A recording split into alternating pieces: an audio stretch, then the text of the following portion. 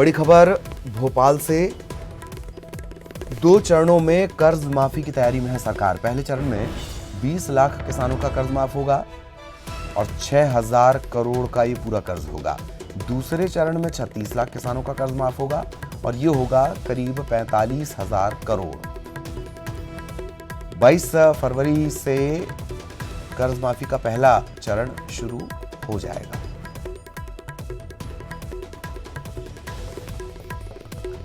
कर्ज माफी को लेकर लगातार सरकार सवालों के घेरे में है। मुख्यमंत्री फटकार लगा चुके हैं, मंत्री फटकार लगा चुके हैं और अब ये बड़ा ऐलान कि 2 चरणों में कर्ज माफी की तैयारी है। पहले चरण में 20 लाख किसानों का कर्जा माफ होगा और इसका खर्च आएगा 6,000 करोड़। दूसरे चरण में 36 लाख किसानों का कर्जा माफ होगा और इसका खर्च आएगा करीब 45,000 करोड़। तो 2 चरणों में कर्ज माफी।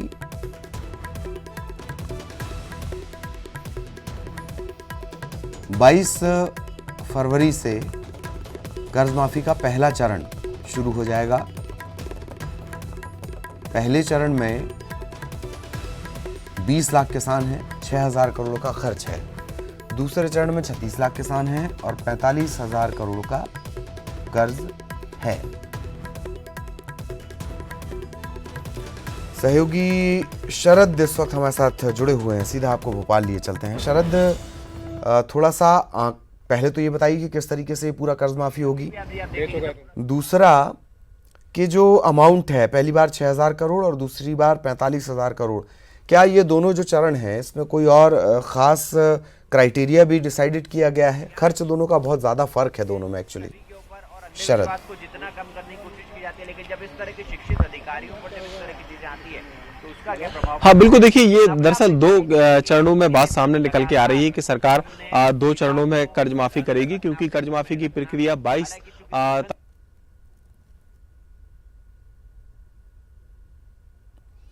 तो कुछ तकनीकी दिक्कत है और हम फिर कोशिश कर रहे हैं कि शरद हमारे साथ जुड़े हैं, उनसे हम जवाब लें। और शरद जिस तरीके से बता रहे हैं, 2 चरण हैं, 20 लाख किसानों का कर्ज माफ और 36 लाख किसानों का कर्ज माफ। शरद एक बार फिर जुड़ चुके हैं। शरद, अपना जवाब पूरा करें। हाँ बिल्कुल, देखिए जैसा कि मैं बता रहा था कि 2 चरणों में कर्ज माफी की जो प्रक्रिया है उसको पूरा करने की बात सामने आ रही है। 22 तारीख को जो पहला चरण होगा उसमें करीब 20 लाख ऐसे किसान होंगे जिनकी कर्ज माफी की जाएगी और उनके कर्ज माफी के लिए करीब 6,000 करोड़ रुपए बैंकों को सरकार देगी। और उसके बाद का जो दूसरा चरण होगा, क्योंकि करीब कहा जा रहा है कि 55 लाख ऐसे किसान हैं जिनके कर्ज माफी की प्रक्रिया की जाना है, तो बाकी के जो किसान बचेंगे उनको उनका दूसरे चरण में कर्ज माफी की प्रक्रिया की जाएगी। लेकिन आप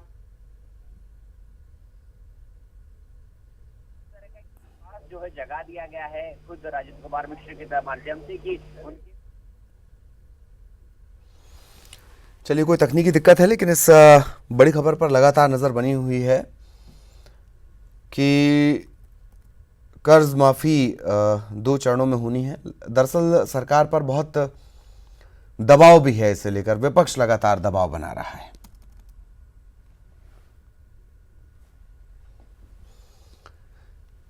रायपुर से बड़ी खबर, ईओडब्ल्यू ने नोटिस भेजा है। निलंबित डीजी मुकेश गुप्ता और एसपी रजनेश सिंह को नोटिस भेजा है, लेकिन 2 बार नोटिस भेजने के बाद भी अधिकारी अपने आवास पर नहीं मिल रहे हैं। दोनों निलंबित अधिकारी हैं, अपने आवास पर मौजूद नहीं है। दोनों के खिलाफ ईओडब्ल्यू को पूछताछ करनी है। फोन टैपिंग मामले में पूछताछ होनी है, और भी मामले हैं, नान घोटाले का मामला है, लेकिन फोन टैपिंग के बारे में पूछताछ करनी है और दोनों ये अधिकारी मिल नहीं रहे हैं, निलंबित हैं, अपने आवास में नहीं हैं।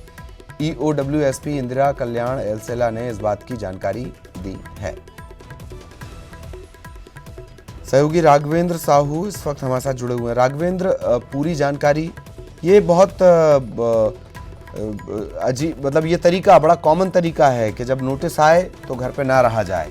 राघवेंद्र, निश्चित रूप से 2 बार इन दोनों अधिकारियों को नोटिस भेजी जा चुकी है और इसके बाद एक बार और नोटिस भेजी जाएगी और उसके बाद अगर नहीं मिलते हैं दोनों अधिकारी तो इनको फरार घोषित कर दिया जाएगा। क्योंकि ईओडब्ल्यू को इस मामले में, जो नान घोटाला मामला है, उस मामले में पूछताछ करनी है, साथ ही जो फोन टैपिंग किए गए थे उस मामले में भी पूछताछ करनी है।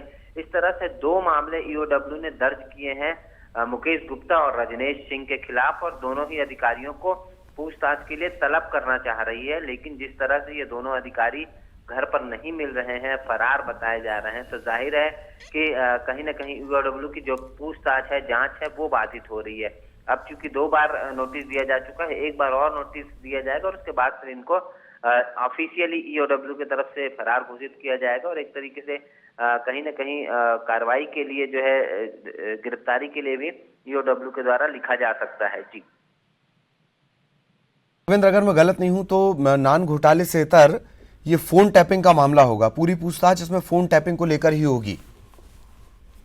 निश्चित रूप से जो नान घोटाले से जुड़े लोग थे और उसके अलावा भी जो बड़े लोग हैं, उनके जानकारी के बिना उनकी फोन टैपिंग करना, ये एक तरीके से अपराध की श्रेणी में आता है। किसी के निजता हनन का मामला है ये, किसी की फोन टैपिंग करना। अच्छा, तो ये राघवेंद्र, मैं रोक रहा हूं आपको, एक शॉर्ट में अपडेट बताइएगा कि कानून के लंबे हाथ इन तक पहुंच क्यों नहीं पा रहे हैं?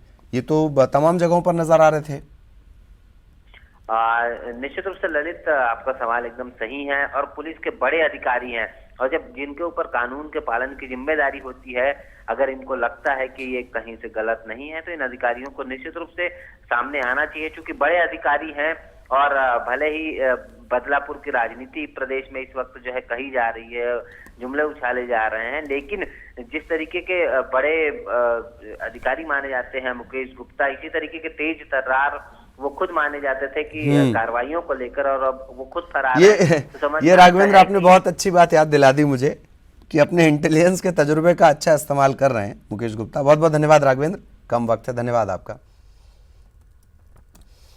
इधर भोपाल में एक बेहद गंभीर मामला सामने आया है। एक आईपीएस पर मरे हुए पिता को घर में रखकर जिंदा करने की कोशिश के आरोप हैं। आईपीएस राजेंद्र कुमार मिश्रा के पिता की मौत 14 जनवरी को हो गई थी निजी अस्पताल में। मौत के बावजूद पिता का शव बंगले में रखा हुआ है, बंगले से बदबू आ रही है। खबर यह भी मिली है कि एसएफ के 2 जवान भी बीमार हो गए हैं।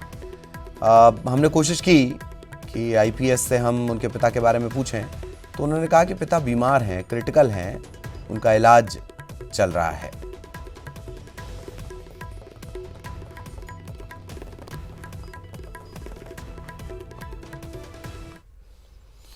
और सहयोगी शरद इस वक्त हमारे साथ जुड़े हुए हैं, सीधे शरद के पास चलेंगे। शरद, ये खबर ही अपने आप में चौंका देती है। इतनी मेहनत के बाद ऐसी नौकरी हासिल करना, पूरे जिले की कप्तानी एक तरीके से आपके पास होती है, जिले की क्या पूरी प्रशासनिक व्यवस्था की, पुलिस प्रशासनिक व्यवस्था की, और आप अपने पिता को जिंदा कर रहे हैं। इस पे तो समझ ही नहीं आता कि दरअसल ये सवाल नहीं है, ये तो धब्बा है।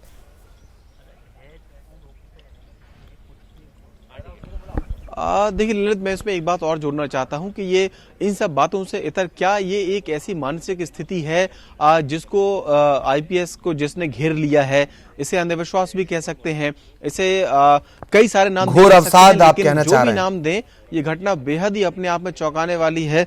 हाँ, अवसाद, एकदम सही ललित आपने कहा है, इसको अवसाद भी कह सकते हैं।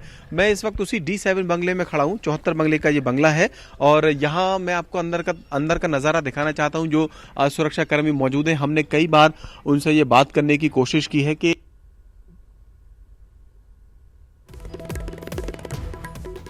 उन्होंने अपने पिता को 13 तारीख को अस्पताल में भर्ती कराया था, और अस्पताल की माने, डॉक्टर्स की माने तो 14 तारीख को डॉक्टर्स की माने तो 14 तारीख को उनके पिता का निधन हो गया, और उनसे ये कह दिया गया कि वो अपने पिता की जो डेड बॉडी है वो अस्पताल से यहाँ से ले जाएं। ये बताया गया कि वो डेड बॉडी लेके इसी बंगले में आए थे, और इसी बंगले में आने के बाद उन्होंने उनके शव को अंदर रखा। हालांकि जब कल हमारे सहयोगी मनोज ने यहाँ आकर उनसे अधिकारी से बात की, डीजी स्तर के अधिकारी हैं, आईपीएस हैं, उनका कहना था कि नहीं, उनके पिताजी की स्थिति क्रिटिकल है, लेकिन वो अभी भी उनका इलाज चल रहा है। तो ये 2 बातें थी। इन 2 बातों के बीच में हम जो जानना चाह रहे थे, आम लोग जो जानना चाह रहे हैं, या दर्शक जो जानना चाह रहे हैं, वो ये कि आखिरकार हकीकत क्या है। अगर कोई वाकई में उनको ऐसा लगता है, अगर एडीजी को लगता है कि उनके पिता अभी भी जीवित हैं, इलाज चल रहा है, तो एक बार वो अंदर की स्थिति को दिखा दे, क्या हकीकत है, और दूध का दूध और पानी का पानी हो जाए। लेकिन देखिए, एक बात बिल्कुल स्पष्ट है, जैसा कि अस्पताल के डॉक्टर्स ने बताया है कि उनके पिता का निधन हो चुका है, बावजूद इसके वो उनके शव को यहाँ पर रख के तंत्र मंत्र कर रहे हैं। दादा, आप बताइए, अंदर क्यों नहीं जाने दे रहे हैं आप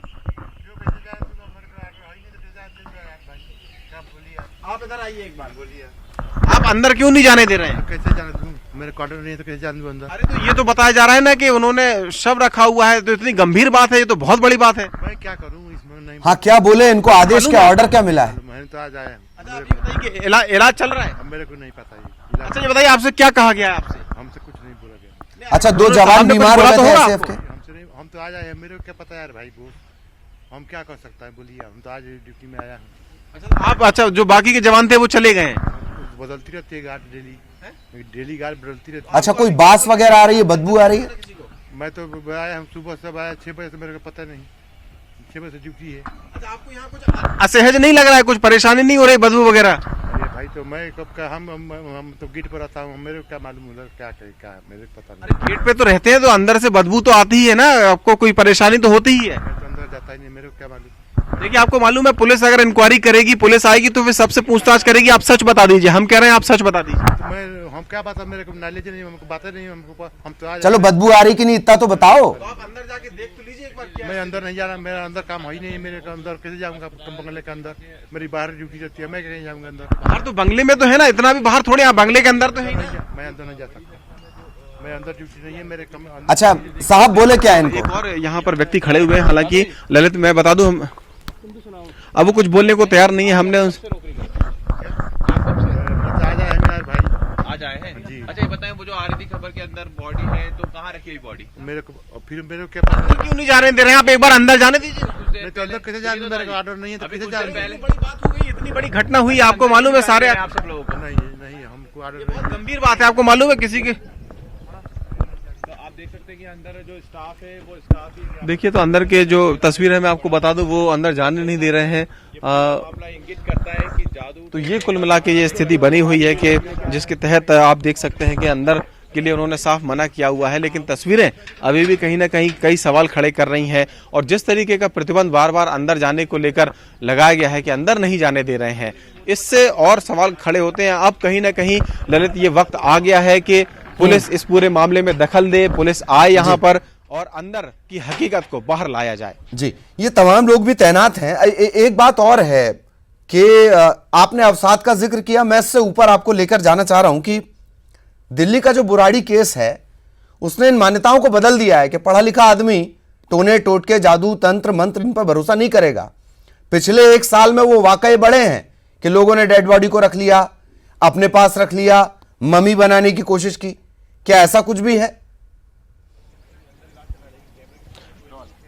हो सकता है, देखिए किसी भी संभावना से इनकार नहीं किया जा सकता। और जैसा कि मैंने ललित आपको घटनाक्रम बताया है कि 13 जनवरी, बड़ी बात यह है कि 1 महीने से का वक्त हो गया है, लगभग आज ही 1 महीना हो गया है अगर डॉक्टर्स की मान लें, क्योंकि बंसल हॉस्पिटल में उनके फादर एडमिट थे जिन्हें मल्टीपल ऑर्गन फेल्योर की शिकायत बताई गई थी। और डॉक्टर्स का कहना है, क्योंकि न्यूज 18 से संबंधित डॉक्टर ने कल एक्सक्लूसिवली बातचीत की थी और उन्होंने ये बताया भी था कि बाकायदा उनके पिता का डेथ सर्टिफिकेट जारी किया गया है।